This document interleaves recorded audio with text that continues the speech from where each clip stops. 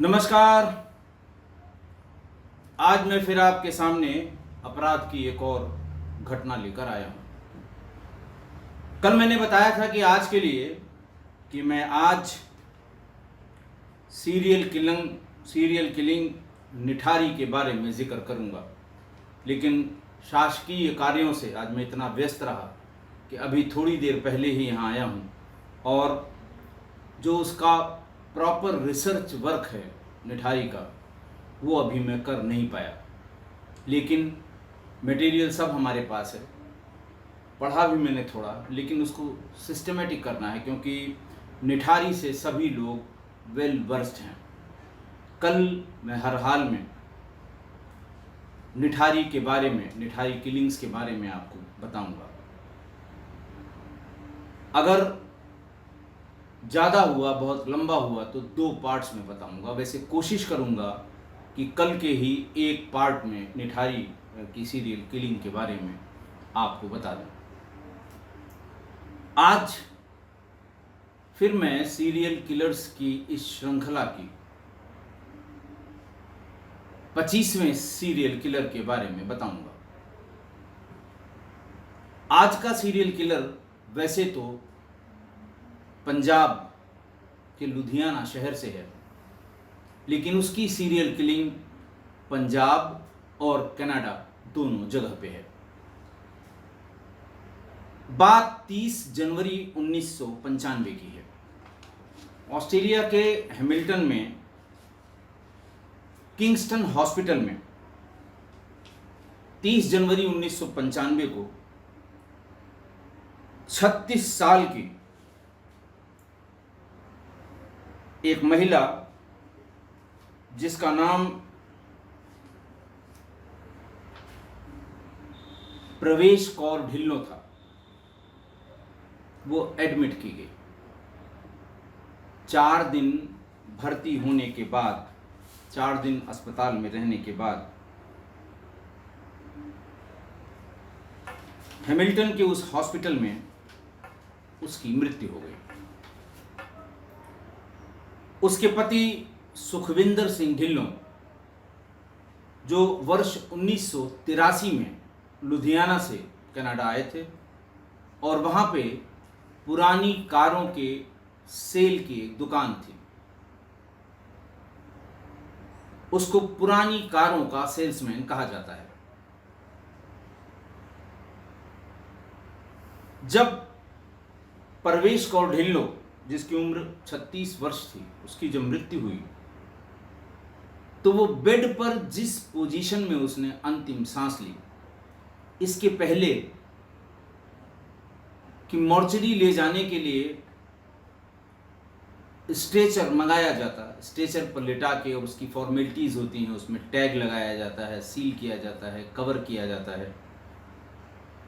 जब उसे स्ट्रेचर पर बेड से उतार कर लगाया गया तो बेड पर वो पीछे जो स्लांट होता है, आधे बेड को जब ऊपर उठाते हैं तो सिर का हिस्सा काफ़ी ऊपर होता है, बाकी पैर सीधा होता है। जब उसको उतारा गया, यानी जब उसको डेड डिक्लेयर किया डॉक्टर्स ने, और उसके बाद फिर वो फॉर्मेलिटीज़ में जो भी 15-20 मिनट, आधा घंटा लगे होंगे उसे वहाँ उतारने में, टैग करने में, उसका वीडियोग्राफी करने में, तमाम कनाडा और अमेरिका में बहुत बड़ी प्रोसेस है। तो उसे सीधा करने की कोशिश की गई, लेकिन वो बॉडी सीधी नहीं हुई।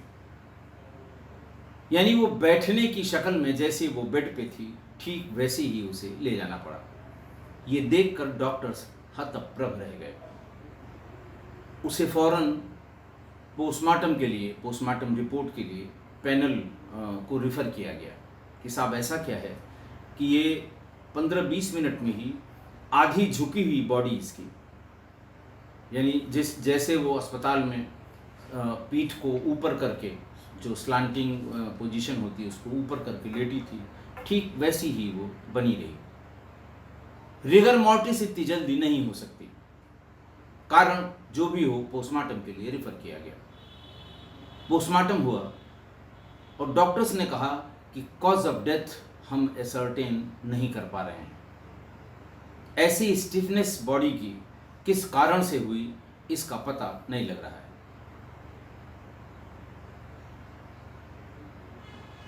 उसके पति सुखविंदर सिंह ढिल्लों ने बताया कि इसने कोई दवा खाई थी। दवा के बारे में डॉक्टर्स ने पूछा तो उसने कहा, ये मुझे पता नहीं है, लेकिन मुझे ऐसा लगता है इसने जो सामान्य सर्दी जुकाम की कोई दवा खाई थी और उसके बाद ये बहुत बुरी तरह से जैसे कहते हैं कि वायलेंट सी हो गई और फिर कोमा में चली गई। तब मैं उसको हॉस्पिटल ले आया और हॉस्पिटल में उसका ये हाल रहा।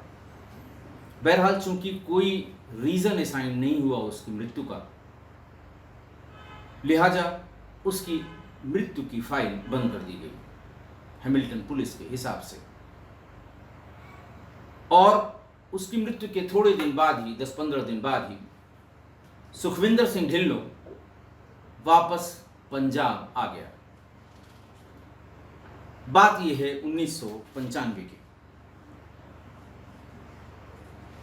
वापस आया और उसने वहां पर सबसे पहले एक लड़की के घर वालों से संपर्क किया, या लड़की के घर वालों ने उससे संपर्क किया कि इसकी पत्नी की डेथ हो गई है, हम इसकी शादी करना चाहते हैं, और शादी भी इसलिए कि वो यहाँ से इसको ब्याह के ले जाएगा और लड़की हमारी कनाडा में रहेगी। शादी हुई 21 साल की लड़की सरबजीत कौर बरार से। अपनी पत्नी परवेश कौर ढिल्लों की मृत्यु के सिर्फ 9 weeks after his first wife's death, 9 हफ्ते बाद इसने शादी कर ली। उसके बाद फिर उसने खुशविंदर प्रीत कौर, जिसकी उम्र 23 साल थी, उससे शादी की। इसकी अपनी खुद की उम्र 46 वर्ष थी।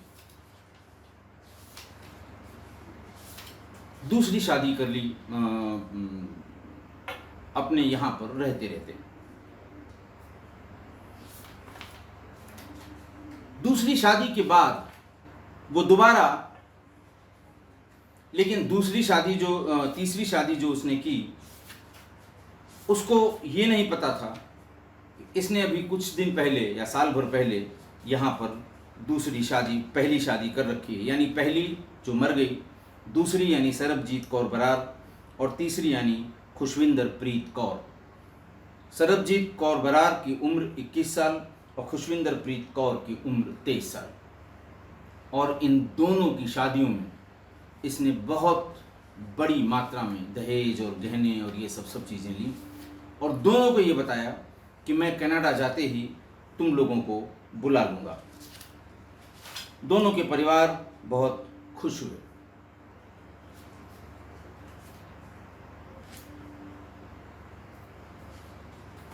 बरार को इस बीच में जुड़वां बेटे हुए। वो बरार को देखने अस्पताल गया। अस्पताल में उसने उसे कोई दवा दी और उसकी भी हालत थोड़ी देर में खराब होने लगी, और साथ ही साथ इसने उन 12 दिन के 2 बच्चों को भी खाने के लिए कुछ ऐसी चीज दी कि तीनों की एक साथ मृत्यु हो गई।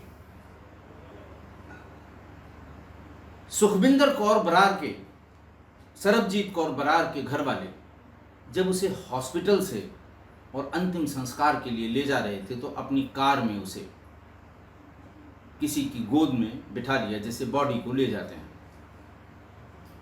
और आधे घंटे में ही जब वो लोग अंतिम संस्कार वाली जगह पर पहुंचे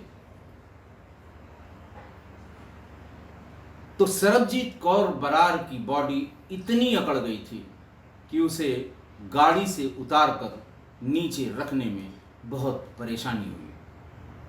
फंस रही थी वो बॉडी जब उसे बाहर निकाला जा रहा था, और उसी तरह की अकड़ी बॉडी से ही उसका अंतिम संस्कार भी किया गया।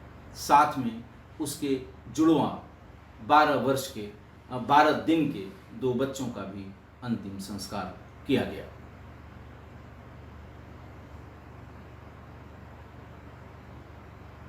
तीसरी शादी जो उसने की थी खुशविंदर प्रीत कौर,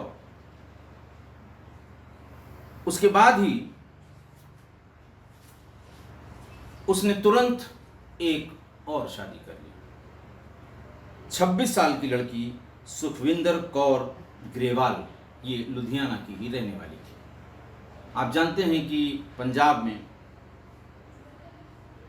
कनाडा और अमेरिका के रहने वाले NRI से शादी करने और इस शादी में बहुत बड़े पैमाने पर फ्रॉड होने के बहुत ढेर सारे किस्से नेट पर उपलब्ध हैं। अपने को NRI बताकर, अपने को अविवाहित बताकर बहुत ढेर सारी लड़कियों के साथ छल कपट किया जाता है। लेकिन वही कनाडा और अमेरिका में बसने की लालसा, कनाडा और अमेरिका में जाकर वहाँ रहने की लालसा के कारण हर साल बच्चियों के साथ, वहाँ लड़कियों के साथ इस तरह के धोखे होते हैं।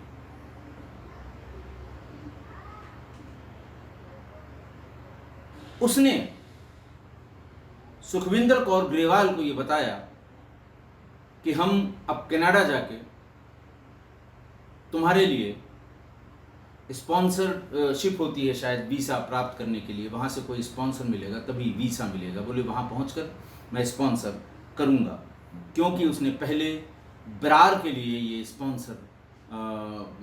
स्पॉन्सरशिप का वादा किया था और उसके लिए डॉक्यूमेंट भी बनवा लिए थे। ये तय था कि अब की बार जाता वो तो ब्रार और उसके दोनों बच्चों को अपने साथ ले जाता, लेकिन उसे वहाँ न ले जाना पड़े इसलिए उसने ऐसा कुछ किया कि उसकी और उसके बच्चों की मृत्यु हो गई। 17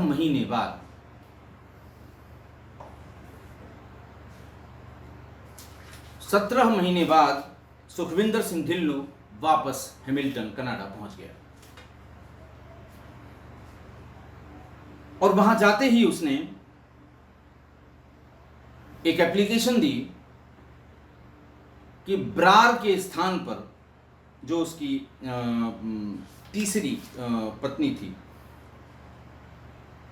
सरबजीत कौर बराड़, जो दूसरी पत्नी थी, उसके स्थान पर सुखविंदर कौर ग्रेवाल का ये वीज़ा बनाया जाए या उसके लिए ये स्पॉन्सरशिप अब ब्रार की बजाय ग्रेवाल को दी जाए। लेकिन तब तक ब्रार की फैमिली को ये अंदाज लग गया था कि कुछ न कुछ दाल में काला है और उन्होंने पता करना भी शुरू कर दिया। तभी उनको ये पता लगा कि यहाँ आने के बाद उसने 3 शादियाँ और की हैं। एक उनकी बेटी ब्रार से, दूसरी खुशविंदर प्रीत कौर से और फिर वहाँ जाने के बाद इसने ग्रेवाल से भी शादी कर ली है। ग्रेवाल के पेरेंट्स को भी ये बात कम्युनिकेट की गई और इसीलिए सुखविंदर कौर ग्रेवाल ने कनाडा उसके पास जाने से इनकार कर दिया। उनके घर वालों ने मना कर दिया कि सुखविंदर के पास हम इसको नहीं भेजेंगे। इसी बीच ये घटना 95 को उसकी पत्नी परवेश कौर की मृत्यु हुई। उसके बाद वो वापस चला आया, 3 शादियां की और वहाँ वापस जाने के बाद उसने अपने बिजनेस पार्टनर, जिसकी उम्र सिर्फ 26 साल थी, रंजीत सिंह खेला,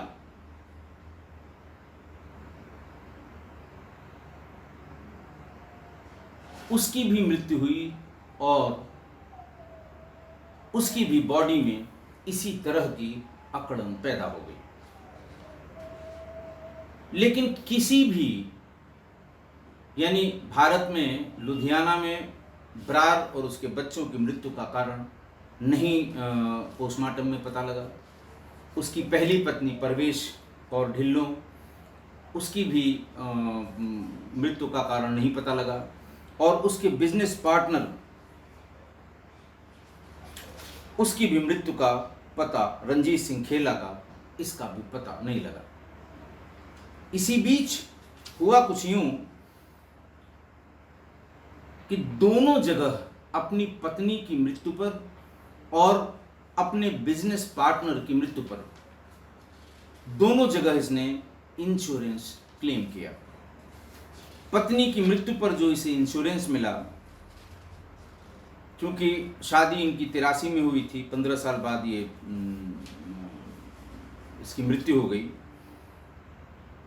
मरने के चौथे या 5वें दिन से इसने क्लेम सेटलमेंट का काम शुरू कर दिया और $2,15,000 तो उसकी मृत्यु के इंश्योरेंस क्लेम में लिए। और जो मॉर्गेज की जाती है कुछ आपकी संपत्तियां, उसके एवज में $65,000 और स्पाउस के डेथ प्रोटेक्शन के अगेंस्ट $18,000, लगभग $3 लाख इंश्योरेंस के इसने क्लेम किए। जैसे ही इसका बिजनेस पार्टनर, उसकी डेथ हुई, तो उसने, सुखविंदर सिंह ढिल्लों ने उसके भी इंश्योरेंस का क्लेम प्रोसेस करना शुरू किया, क्योंकि दोनों ने $10,000 का एक इंश्योरेंस कराया था, जिसमें एक दूसरे के रिवर्स बिल नॉमिनी थे।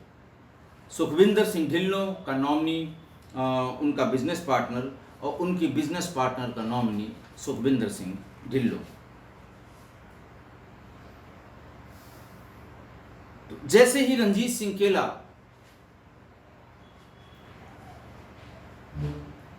की मृत्यु का इंश्योरेंस क्लेम उसने किया, तो क्लिफ इलियट नाम के एक इंश्योरेंस क्लेम इन्वेस्टिगेटर को यह काम दिया गया कि ये भारतीय मूल के 2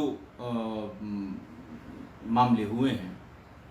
एक में वो लगभग $3 लाख इंश्योरेंस क्लेम ले चुका है, उसमें भी वही व्यक्ति नॉमिनी है, सुखविंदर सिंह ढिल्लों। और अब जो डेथ हुई है उसके दोस्त की, उसके राजेंद्र सिंह केला की, उसमें भी वही नॉमिनी है।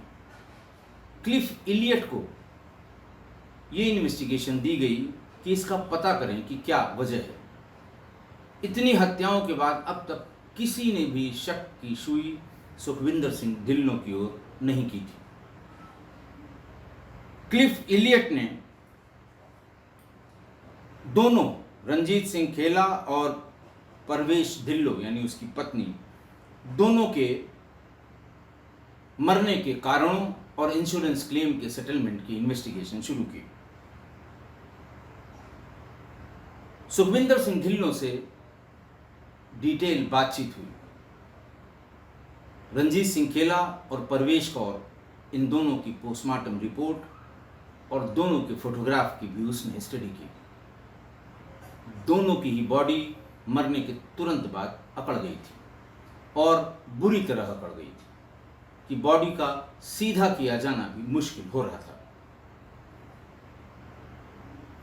क्लिफ इलियट को इसमें कुछ ऐसा दिखाई दिया, उसे लगा कि इसमें कुछ न कुछ गड़बड़ कहीं न कहीं है जरूर। उन्होंने 2 प्राइवेट डिटेक्टिव, 2 जासूस जो गवर्नमेंट इम्पैनल्ड होते हैं, उनकी सेवाएं ली। एक वॉरेन कोरल और दूसरा केविन ढीसा, कि इसका पता करें कि आखिर कैसे ये मृत्यु हुई है।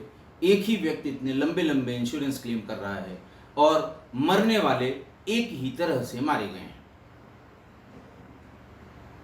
बहरहाल पता करते करते ये लोग भारत आए।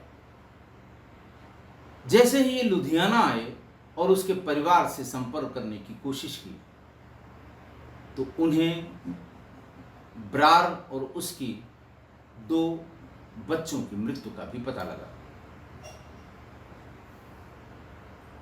ब्रार के दोनों बच्चों की जहां वो दफन किए गए थे, उसके कॉर्पस, उसके जो बचे हुए अंग या बचे हुई जो चीज़ें थी, उसको एक्सह्यूम कराकर हैमिल्टन की पुलिस वापस कनाडा ले गई बैग्स में। और वहाँ पर इन दोनों की, परवेश कौर ढिल्लों और उसके मित्र, इन दोनों के भी टिश्यूज इकट्ठा किए गए और तीनों की बायो एनालिसिस कराई गई। तीनों की, रंजीत सिंह केला, परवेश कौर संधू और उन दोनों बच्चों की, और यह पाया गया कि तीनों में एक तरह का केमिकल पाया गया। तब सुखविंदर सिंह ढिल्लों को गिरफ्तार कर लिया गया और गिरफ्तार करने के बाद, इसकी गिरफ्तारी हुई थी अक्टूबर 1997 में। गिरफ्तारी होने के बाद उससे पूछताछ शुरू हुई। सारे फैक्ट्स जितने इंश्योरेंस क्लेम के इन्वेस्टिगेटर ने इकट्ठा किए थे, वो हैमिल्टन पुलिस ने, और जितने भी फैक्ट्स लुधियाना जाके, यानी ब्रार के घर वालों से, उनके बच्चों के बारे में, बाकी दोनों जगह जो शादियां हुई थी, जो उसने की थी, उन सब के बारे में सारे फैक्ट्स इकट्ठा करके और तब इसके खिलाफ चार्जशीट लगाई गई। तब जाकर ये पता लगा कि भारत में पाया जाने वाला एक विषैला पेड़, जिसका नाम कुचिला है, उत्तर भारत में उसको कुचिला के नाम से ही जानते हैं, वैसे उसका बोटेनिकल नेम स्ट्राइकनॉक्स नक्स वोमिका है।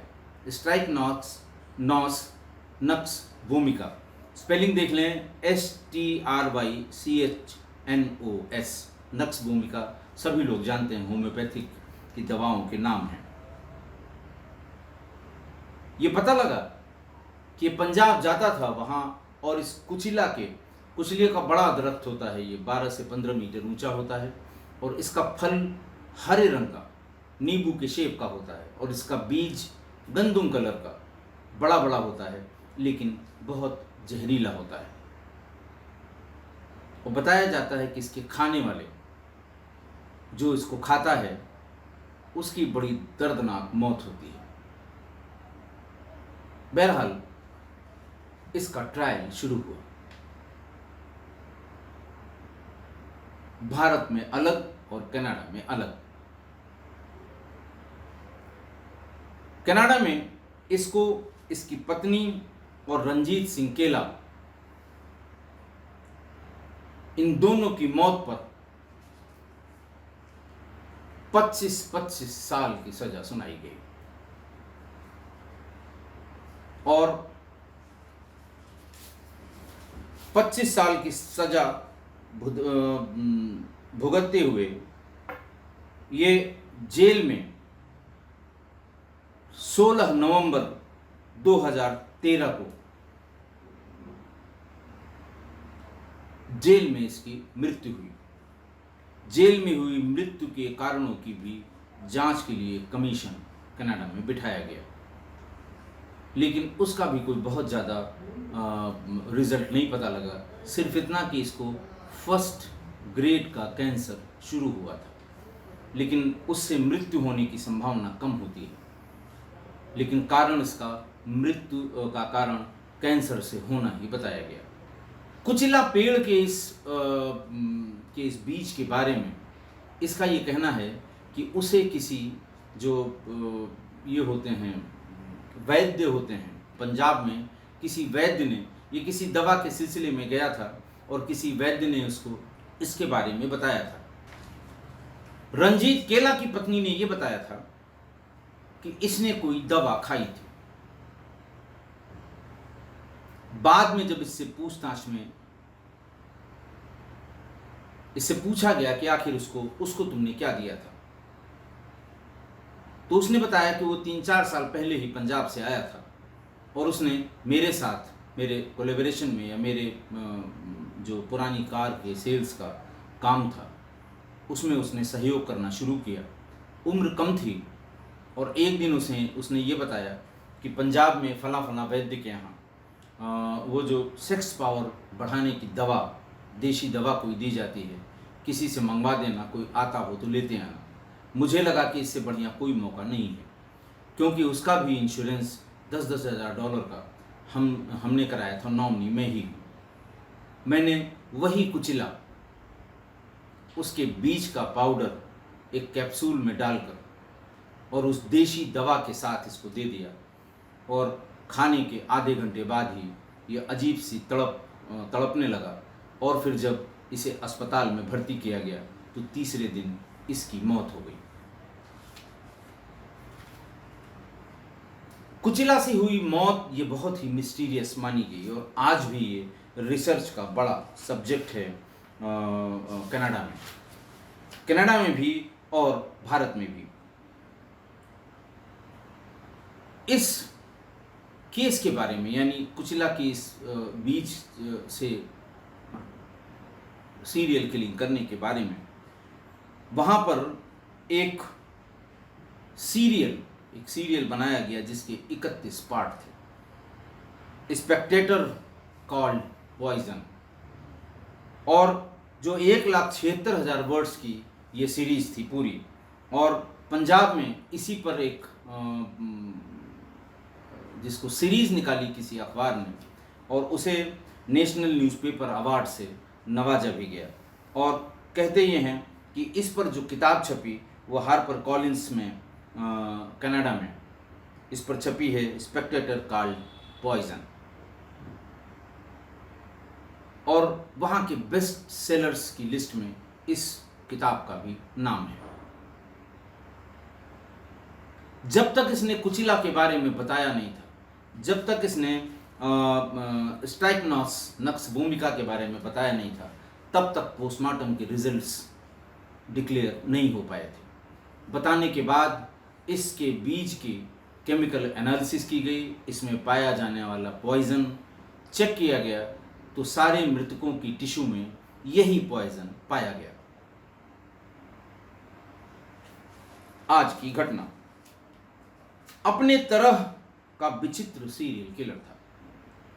कॉज ऑफ डेथ पता नहीं लगा, जब तक कि अरेस्ट होने के बाद इसने खुद नहीं बताया। शरीर इतनी जल्दी अकड़ जाता था कि डॉक्टर्स भी परेशान थे, पोस्टमार्टम करने वाले भी परेशान थे कि आखिर क्या ऐसा इसके शरीर में गया जिसकी वजह से मसल्स की स्टिफनेस आधे घंटे के भीतर ही हो जा रही है। मैंने आपको बताया कि शरीर इतनी जल्दी अकड़ गया ब्रार का कि उसे अस्पताल से और अंतिम संस्कार की जगह ले जाते गोद में उसको बिठा के रखा था उनके घर वालों ने, और जब उतारने की कोशिश की गई तो इस कदर वो बॉडी अकड़ गई थी कि किसी तरह से सीधी नहीं हो पा रही थी, और बड़ी मुश्किल से उसे कार से नीचे उतारा गया था।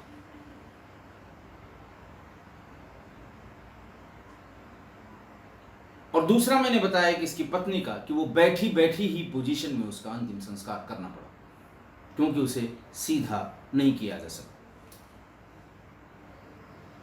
2 लोगों की हत्या तो इसने इसी विष से, इसी फल की बीज से की, इंश्योरेंस का क्लेम पाने के लिए। और पंजाब जाकर उसने जो हत्याएं की, एक के बाद एक कम उम्र की लड़कियों से शादी, वही जो मैंने आपको बताया कि इस बात का फ़ायदा उठाना कि वहाँ लड़कियों की शादी, कोशिश ये करते हैं कि उन्हें कोई NRI लड़का कनाडा में, खास कनाडा और अमेरिका दोनों जगह की बात है, अगर मिल जाए तो उनके लिए वरदान साबित होगा। और हर जगह बात करके कम उम्र की लड़कियों से बहुत पैसा लिया गया। डाउरी का मुकदमा भी यहाँ कायम है पंजाब में, लुधियाना में, उसके खिलाफ।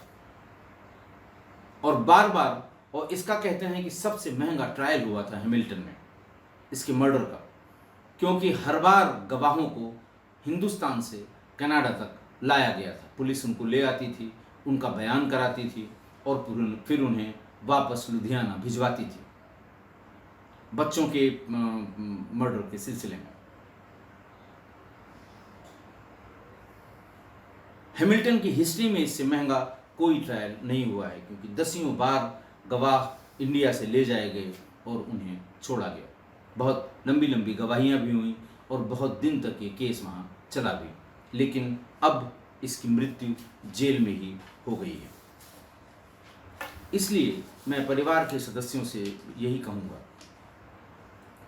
कि ये जो एनआरआई ढूंढे जाते हैं अमेरिका, ब्रिटेन और कनाडा में, और इतना छल हुआ है लड़कियों के साथ, इतने मुकदमे कायम हुए हैं, यहाँ आए 5-5, 6-6 लड़कियों से बात की, घूमे फिरे, सबके साथ शादी कर ली, जो जहाँ मिला पैसा देने वाला, उसके बाद चले गए। तब से वो बेचारी वेट कर रही हैं, अब बुलाएंगे तब बुलाएंगे, अब बुलाएंगे तब बुलाएंगे, सबको बुला नहीं सकते। तो कृपा करके बच्चियों की जिंदगी से इस तरह का खिलवाड़ न करें।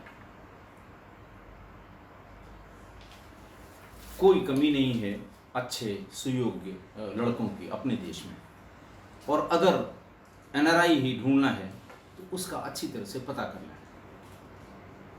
जल्दबाजी में कि लड़का दिखा, उसने हाँ की और फट शादी कर दो, ऐसा कतई न करें। पूरी जांच पड़ताल करें। अगर वो पंजाब का रहने वाला है, दिल्ली का रहने वाला है, या कहीं देश में कहीं का रहने वाला है, ऐसा नहीं हो सकता कि वो कहीं अलग मकान में अकेला रह रहा हो, कोई न जानता हो। जानने वाले होंगे, बताने वाले होंगे, परिवार के लोग होंगे, रिश्तेदार होंगे, सब आपको बताएंगे। ऐसा तो नहीं है उसकी पहले शादी हो चुकी हो। बच्चियों से भी मैं यही कहूँगा, परिवार की, अपने किस्सा कोई परिवार की, कि ऐसे अंधी दौड़ में किसी मुकाम को पाने के लिए जल्दबाजी न करें। जो आपका लाइफ पार्टनर, जीवन भर आपका साथ देने वाला होने वाला है, उसके बारे में ज़रूरी बातें ज़रूर पता कर लें। आशा है आप मेरी बात से सहमत होंगे। आज के लिए बस इतना ही। बहुत बहुत धन्यवाद।